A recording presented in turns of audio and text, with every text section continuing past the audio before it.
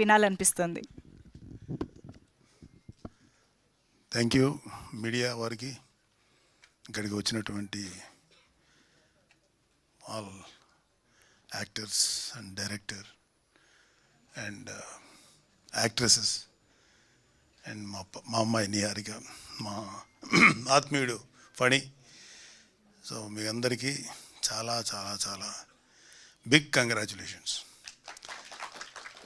వంశీ నువ్వేం ఫీల్ అవ్వకు, నేను ఇవాళ ఫినిష్ చేశాను సినిమా. ఫ్రెష్గా ఉన్నాను, మీ అందరికన్నా ఎక్కువ ఫ్రెష్గా నా బ్రెయిన్లో ఉంది. అంటే మొదట ఈ సినిమా నేను స్టార్ట్ చేసినప్పుడు ఫణి నుంచి ఇట్లా ఏదో ఒక సినిమా ఉంది బాగుంటుంది అన్నారు. తర్వాత నిహారిక కూడా నేను విన్నాను అన్నప్పుడు సరే విన్నాను.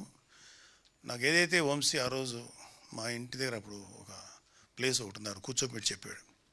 ఎక్కువసేపు చెప్పలే, 1.5 hour లోపే చెప్పేసినట్టున్నావు నువ్వు, అంతే.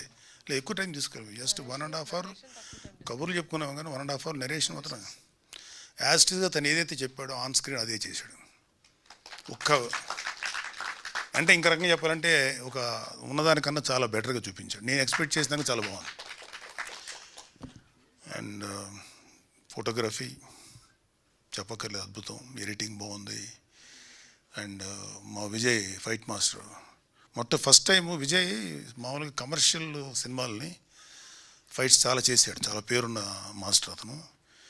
కానీ ఈ సినిమాలో వీళ్ళందరూ కొట్టుకుంటుంటారు ఇంటర్వెల్ సీన్, అది అంటే ఒక మాస్టర్ పీస్. అది ఎక్కడా కూడా సినిమాటిక్గా లేదు. అందుకని విజయ్ నేను చెప్పింది, first time action part direct చేసావు, ఇప్పుడు హీరోలను బట్టి నువ్వు వెళ్ళాలి, బట్ కథను బట్టి వెళ్ళి చూడు, చాలా అద్భుతంగా ఉంది. ఈ సినిమా గురించి ఏం చెప్పాలన్నా నాకు తక్కువే అనిపిస్తుంది, ఎందుకంటే ఇది ఇప్పుడే చూశాను కాబట్టి ఇంకా నాకు ఫ్రెష్గా ఉంది మెమరీ. అవును, పొద్దున్న లేకపోతే నిహారిక తర్వాత చాలా ప్రాబ్లం ఉంటుంది అమ్మాయితోటి. యాక్చువల్గా నేను 3 అని చెప్పింది, 1 o'clock అయింది, నువ్వు వచ్చేసే అంది. నీకేమైనా పని ఉంటుందా నాన్న కొంచెం అనేది లేదు, ఇక అన్నీ వదులుకొని నేను కూడా వచ్చేసాను. సో మొన్న అదే ఫస్ట్ ఒక 4 days back first beginning up to గొడవలు పడతారు ఈ ఫ్రెండ్స్.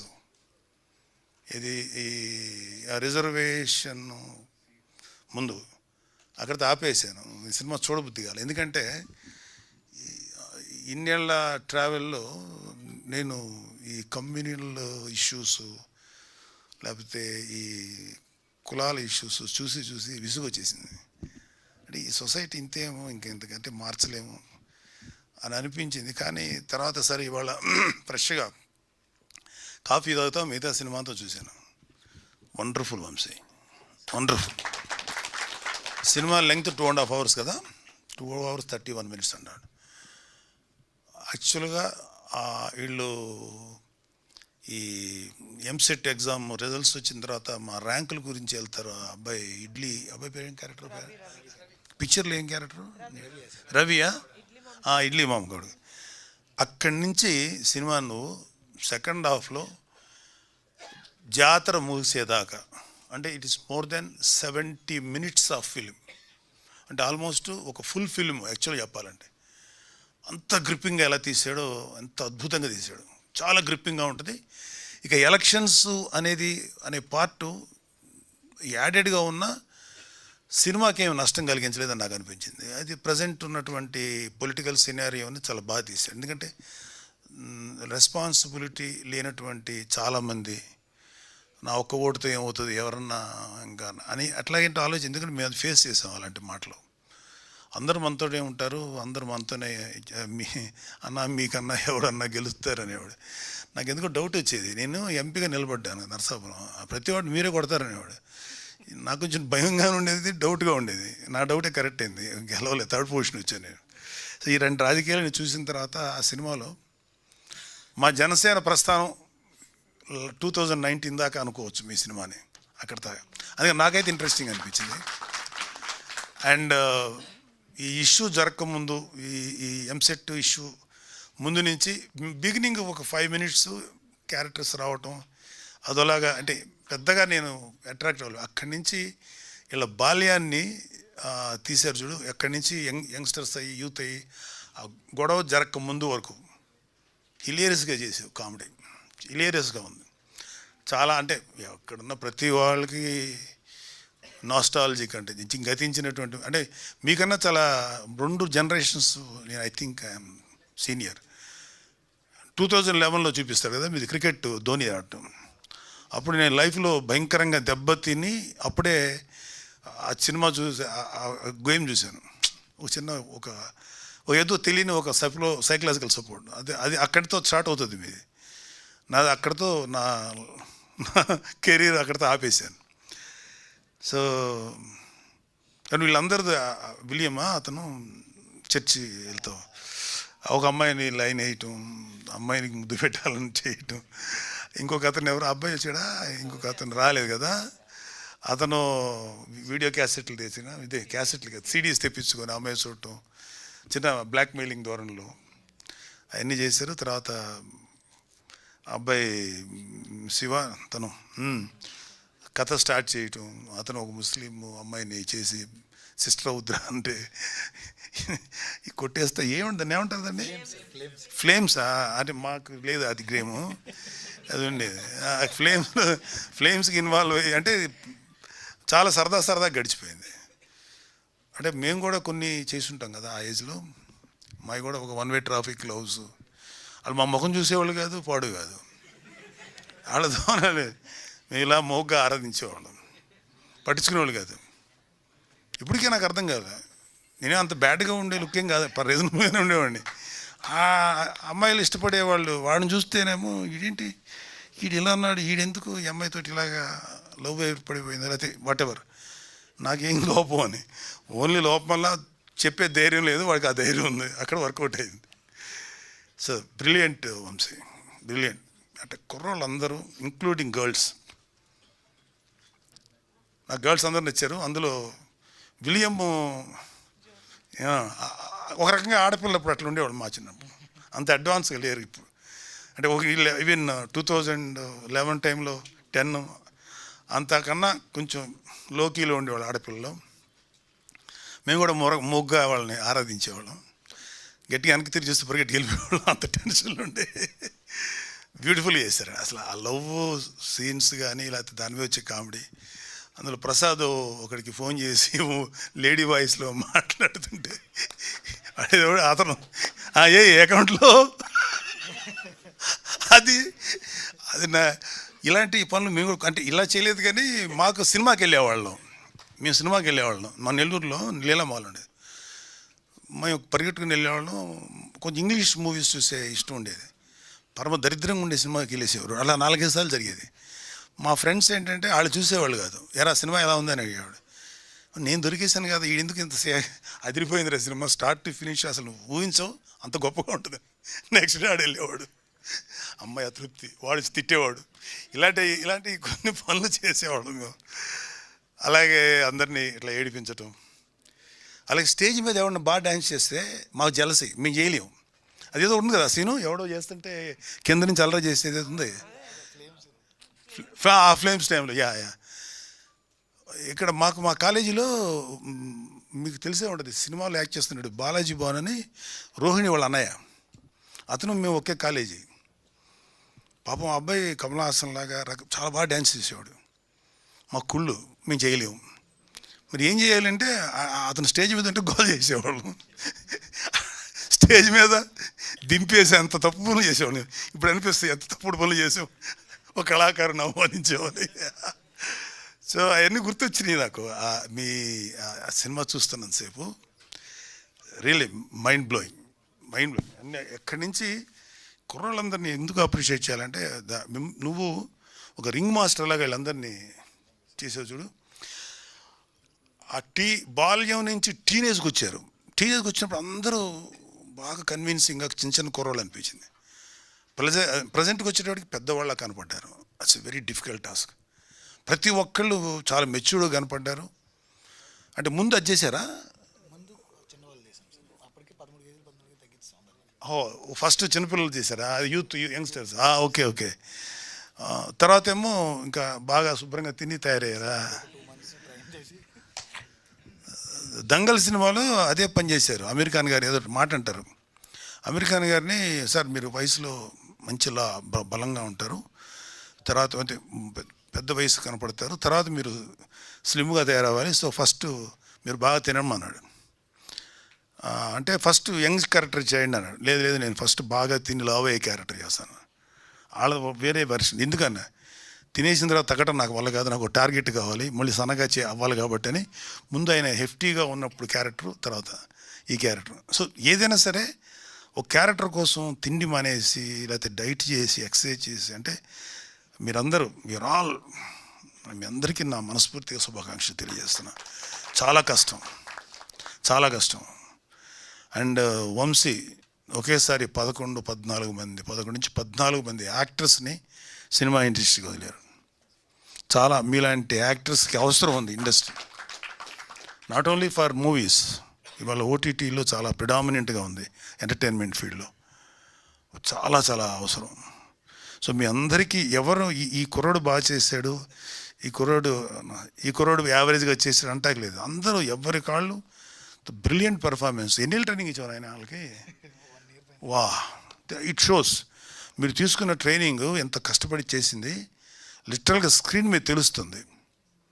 ఎవళ్ళు ఒక్కళ్ళు కూడా ఒక ఇదవ్వాలి, అంటే ఈ అబ్బాయి కొంచెం ఎమెచ్యూరిష్గా చేశాడు అనిపించలే ఎవరిది, ఎవరి క్యారెక్టర్ కావాలి. అండ్ నీ క్యారెక్టర్ పేరేంటి బాబు? సుబ్బు.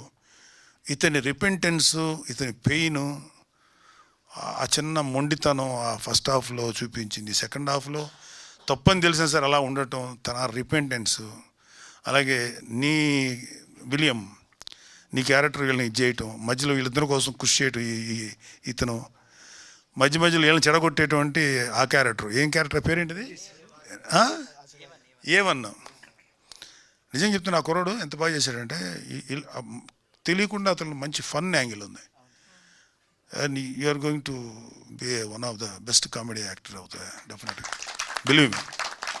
ఎందుకంటే ఇంతమంది 11 బ్రిలియంట్గా పర్ఫార్మెన్స్ చేసేవాళ్ళ ముందు నువ్వు నిలబడి వాళ్ళతో ధీటుగా చేసేవి చూడు, వెరీ డిఫికల్ట్. అది చాలా కష్టం. అది వాళ్ళు డామినేట్ చేసేసారు, వాళ్ళు ఫన్ను చేశారు, సీరియస్గా చేశారు.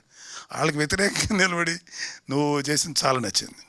అండ్ మన సాయి కుమార్ గారు, అంటే నిజంగా ఆ క్యారెక్టర్కి సాయి కుమార్ కరెక్ట్, రమణ గారు కరెక్ట్. అంటే ఎవరు ఒక ఎక్స్పీరియన్స్డ్ పీపుల్ కావాలి అక్కడ, వాళ్ళని కరెక్ట్గా చేశారు. అండ్ ఈ 11 మెంబర్స్ కుర్రలు ఎవరైతే ఉన్నారో ఆ గర్ల్స్ అందరూ కూడా, వంశీ ఫస్ట్ అందరినీ కొత్త వాళ్ళు అన్నప్పుడు నాకు నియార్కి ఫణికి మధ్యలో కొంచెం డిస్కషన్ జరిగింది. కొంచెం నోన్ ఫేస్ పెడదాం అన్నప్పుడు కొన్ని ఈ మార్కెటింగ్ కోసం తప్పదు అనుకున్నాం.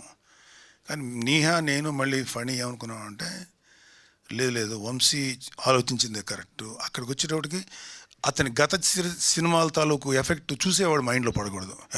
ఈడు ఆ సినిమాలు భలే చేసాడే అనిపించకూడదు, వాడిని అక్కడే చూడాలి. సో అందరూ కొత్త వాళ్ళని పెట్టి అందరితోటి అద్భుతమైన బ్రిలియంట్ పెర్ఫార్మెన్స్ ఇచ్చే వంశీ ఇట్స్ అన్బిలీవబుల్. నేను మనస్ఫూర్తిగా చెప్తున్నాను, నా వల్ల మీకు ఎంత ఏం చేయగలుగుతాను తెలియదు, కానీ this film deserves national award, not regional award.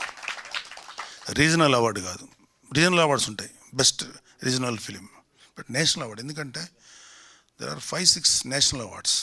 Best film, best newcomer film, it's called Indira Gandhi award. Best film on social and economic issues, అదొక. ఈయన రజిత కమలాలు.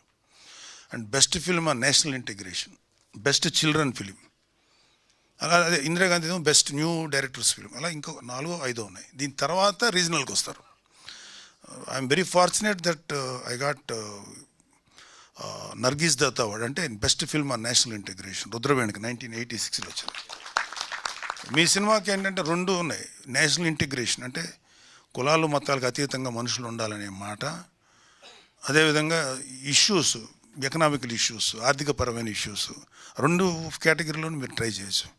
జస్ట్ ఎవరు కూడా వదలకుండా అన్నీ అప్లై చేయండి మీరుగా. డెఫినెట్గా ఐ విష్ మీ సినిమాకి ఖచ్చితంగా 6 అవార్డులో ఒక అవార్డు రావాలని కోరుకుంటున్నాను. ఎందుకంటే ఎంత గొప్ప సినిమాలు ఇలే ఉంటాయి. ఎందుకంటే ఎక్కడ ఈ సినిమాలు ఎక్కడ కూడా ఫేక్ అనేటువంటి సన్నివేశం లేదు. ఇక్కడ కొంచెం ఫేక్ ఉంది, ఇక్కడ కొంచెం ఆర్టిఫిషియల్గా ఉంది అనేది ఎక్కడ లేదు. ఆ విషయంలో వంశీ తీసుకున్న జాగ్రత్త అండ్ దాంట్లో అసలు అల్టిమేట్. అండ్ ప్రొడక్షన్ వాల్యూస్ చెప్పాలంటే ఇంకా అసలు వీళ్ళే కదా మెయిన్. సో ఒక ప్రొడ్యూసర్ అనుకోవాలి. సో నిహారిక తీసుకున్న కేరు, పబ్లిసిటీ, అలా ఫనీ తన ఎఫర్ట్స్ ఇవన్నీ కూడా మర్చిపోలేని. సో నేను అక్కడి నుంచి వీళ్ళు కొట్టుకొని అక్కడి నుంచి వెళ్ళిపోయేటప్పుడు సెకండ్ హాఫ్ స్టార్ట్ అయిన తర్వాత అప్ టు ఏమంటుందని మన ఈ బలిచాట తీసుకొని వచ్చేదాకా నాకు 5-6 చోట్ల కళ్ళు తడివారు. ఏడుపు వచ్చింది నాకు, చాలా వచ్చింది. నాకు ఈ గొంతు చోక్ అవుతుంది, కళ్ళలో నీళ్ళు వచ్చేస్తున్నాయి. అంటే ఆ చచ్చిపోయిన కుర్రోడు గురించి వాళ్ళ నాన్న చూపించి అంటే తను చెప్పినప్పుడు కూడా ఏదైతే చెప్పాడో విజువల్గా తెర మీద చూసినప్పుడు అంత ఫీలింగ్ వచ్చింది. సో ఇట్స్ ఎక్స్ట్రాడినరీ ప్రయత్నం and very very very very good film. I'm very proud. Niharika నా కూతురుగా ఉండి ఇలాంటి సినిమాకి నిర్మాణ బాధ్యతలు చేపట్టింది. నాకు అత్యంత ఆత్మీయుడైన ఫణి ఈ సినిమాకి వెన్నుదనగా ఉన్నాడు.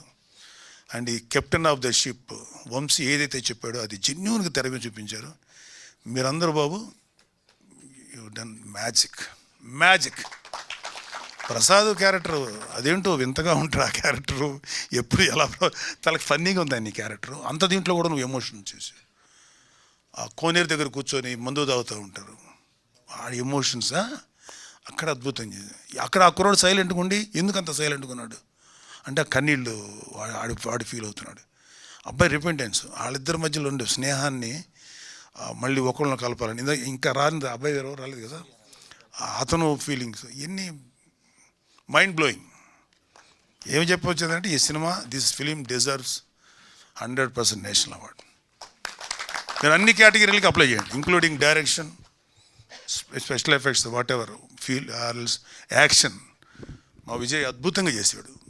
ఎంత బాగా చేశాడంటే ఆ ఇంటర్వెల్లో కొట్టుకుంటుంటే అందరూ ఒక కలబడి కొట్టుకుంటుంటారు. నాకు తెలుసు యాక్షన్ పార్ట్ ఎంత కష్టం. అదే విజయ్కి మీరు ఏమండి ఇట్లాగా ఆర్గనైజ్డ్గా చేయమంటే అద్భుతంగా ఆర్గనైజ్ చేయగలిగే దమ్మున్నాడు. కానీ ఒక దుమ్మిలా కొట్టుకుంటారు చూడండి, వాడిని ఈడు కొడతాడు, అక్కడ కొబ్బరి చెట్లు దగ్గరికి వెళ్తారు, కొబ్బరికాయల దగ్గరికి అక్కడ ఒక కత్తి ఉంటుంది, అతనేమో కత్తి తీస్తాడు, అయినా ఎవరు మాట వినరు, ఎవరికాడు కొట్టుకు చచ్చిపోతుంటారు, ఎదురెళ్ళి దాన్ని కొట్టేస్తారు. సెంటిమెంట్ అబ్బా, excellent man, congrats all of you. అద్భుతం సినిమా చేశారు. మీ అందరికీ చెప్తున్నాను ఇవాళ, మీ 11 మంది మెయిన్గా ఇంక్లూడింగ్ గర్ల్స్, వాళ్ళు కూడా చాలా ప్రెట్టీగా అందంగా చేశారు. ఆ భయం ఉంటుంది ఒక అమ్మాయికి, నీ లవర్కి, ఆ అమ్మాయిని టార్గెట్ చేస్తావు, నీ మీద అమ్మాయిని నువ్వు టార్గెట్ చేస్తే నీ మీద చీరాకు రాలా, అరే పాపం కదా అనిపించింది. అలాగే ఇంకొక అమ్మాయి ఏమో క్యాసెట్ల కోసం ఏడిపిస్తుంటుంది ఒక